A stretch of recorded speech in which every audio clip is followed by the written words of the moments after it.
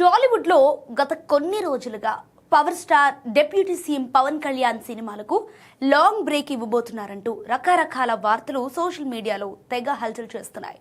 Ustaad Bhagat Singh result తర్వాత ఆయన acting కు ఫుల్ స్టాప్ పెట్టే ఆలోచనలో ఉన్నారని, రాజకీయాలపైనే పూర్తి ఫోకస్ పెట్టబోతున్నారనే ప్రచారం మెగా అభిమానులను తీవ్ర ఆందోళనకు గురిచేసింది. అయితే ఈ రూమర్లన్నింటికీ చెక్ పెడుతూ Pavan Kalyan creative works official account నుంచి ఒక సాలిడ్ ట్వీట్ వచ్చింది.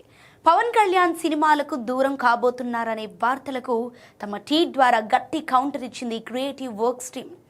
మాటిచ్చినట్టుగానే పవన్ కళ్యాణ్ సినిమా చేస్తారు. ఆ సమయం ఎప్పుడనేది ఆయనే స్వయంగా ప్రకటిస్తారు. డైరెక్టర్ సుజిత్ విదేశాల నుంచి తిరిగి రాగానే మేము OG2 ప్రాజెక్టు గురించి చర్చలు జరుపుతామంటూ అధికారికంగా క్లారిటీ ఇచ్చారు. ఇక OG మొదటి భాగం షూటింగ్ పూర్తి చేసుకుని రిలీజ్ కు సిద్ధమవుతున్న తరుణంలోని డైరెక్టర్ సుజిత్ నానితో చిత్రాన్ని ప్రకటించిన సంగతి తెలిసింది. అయితే పారడైజ్ లేట్ కావడంతో ఆ సినిమా లేట్ అయ్యే అవకాశం ఉందని అనుకున్నారు. కానీ ప్రెజెంట్ సుజిత్ విదేశీ పర్యటనలో ఉన్నారని, ఆయన ఇండియాకు తిరిగి రాగానే పవన్ కళ్యాణ్తో కూర్చొని OG2 కథ చర్చలు, షూటింగ్ షెడ్యూల్స్ పై ఒక స్పష్టతకు రానున్నారని ఈ ట్వీట్ ద్వారా స్పష్టమైంది.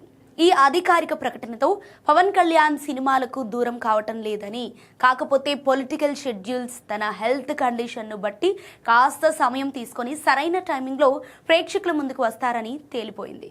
స్కూల్ ఎడ్యుకేషన్ అంటే ముమ్మాటికి ఒక్క కేశవరెడ్డి మాత్రమే. కేవలం 1-2 కెరియర్స్ కి మాత్రమే సిద్ధం చేసే ఇతర కార్పొరేట్ స్కూల్స్ కి భిన్నంగా రేపటి ఎలాంటి కెరియర్ కైనా ఒక సాలిడ్ ఫౌండేషన్ ఒక్క కేశవరెడ్డిలోనే సాధ్యం.